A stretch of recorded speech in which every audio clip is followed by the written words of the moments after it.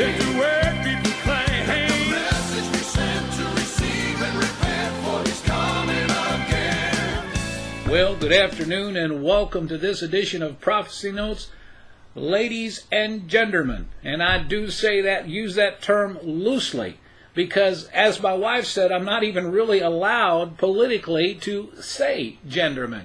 Because according to the California Teachers Association, it is now considered to be gender neutral. You can no longer, they're not even talking about homosexuality anymore. That's blasé. What they're going into now is gender neutrality. You can't tell your child that he's a male or that she's a female. You remember not too long ago where a mother decided that when she had her child, she wasn't going to name him or her. It was a little boy, actually.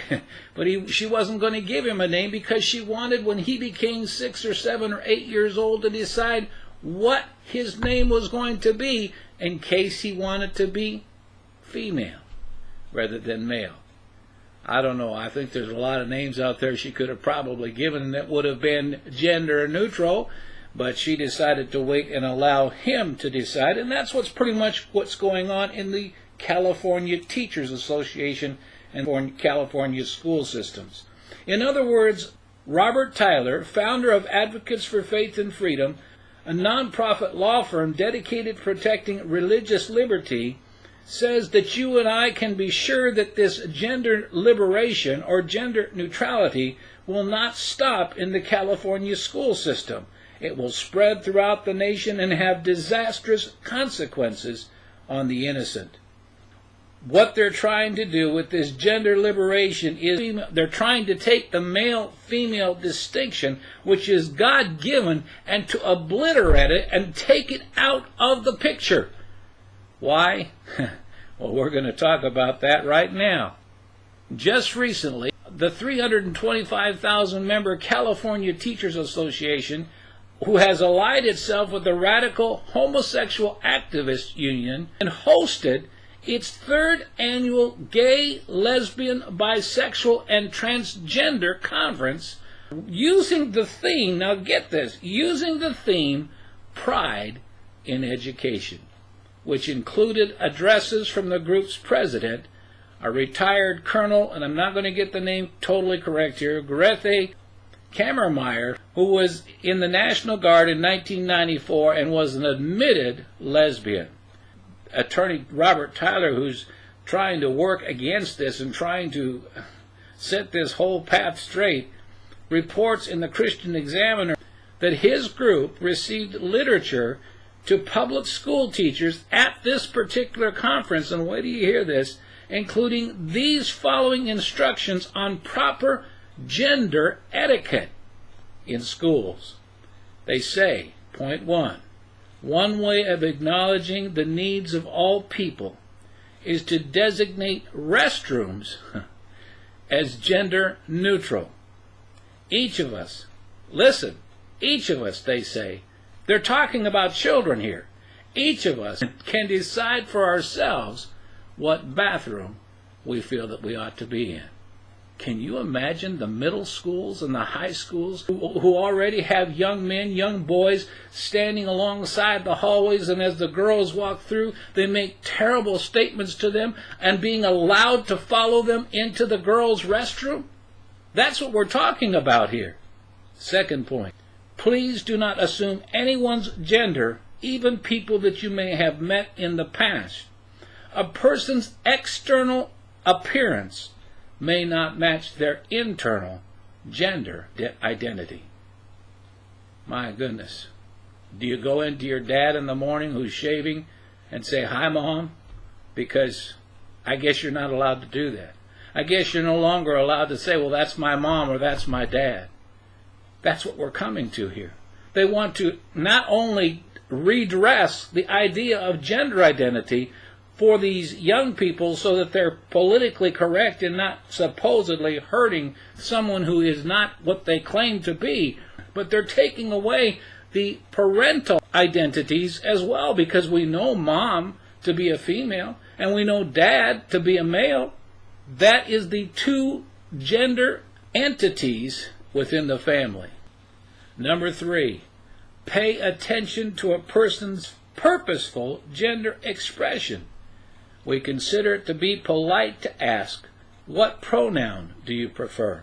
Or how do you wish to be identified? Before using pronouns or gendered words for anyone. I guess the next thing will be that we won't have the right to call our dog a dog or our cat a cat. In respect, that is a gender, that's a pronoun. We're not even going to be allowed to call our teacher a teacher, or the garbage man a garbage man, or the guy who does the maintenance in the building a maintenance man, or the principal, the pastor, the president, the president. Who cares what their name is anymore? They're all the same. They're all equal. Where does that come from? It comes from a socialistic and communistic background. Well, I'm not going to get into that. One of the teachers in the California Teachers Association by the name of Lisa Bertoli from Santa Monica, Malibu classroom states that she knows, that some of her elementary students may be experiencing a sense of being different without attaching such feelings to a specific identity.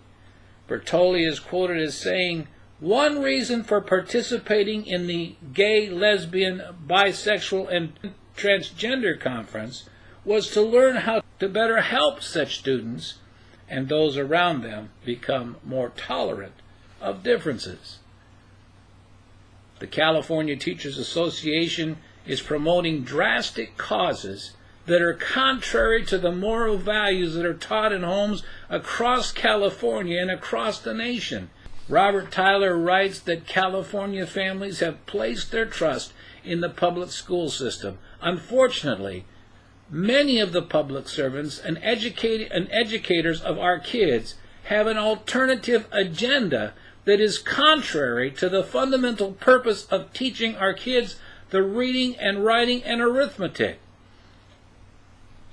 SB 48 means that children as young as 6 years old will be taught to admire homosexuality and same-sex marriages, and to support political activism of so-called lesbian, gay, bisexual, and transgender and intersex relationships.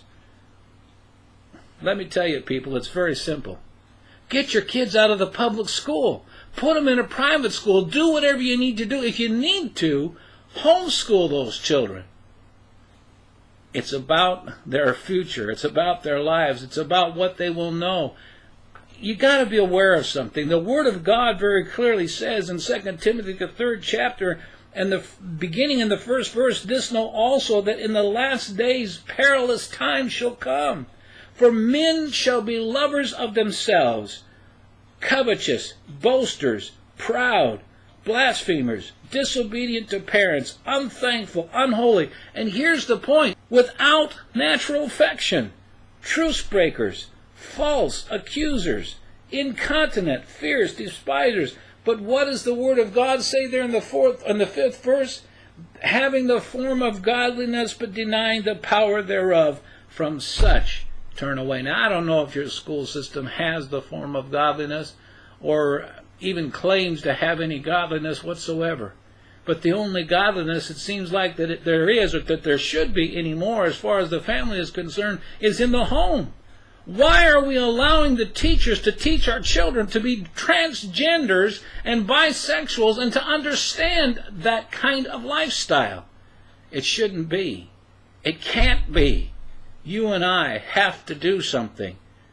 And the first thing we need to do is to pray, and then we need to get busy. If you got to yank your kids out of school, do whatever it is that you need to do, but don't let them go to the public school system, because this is the kind of junk they're teaching.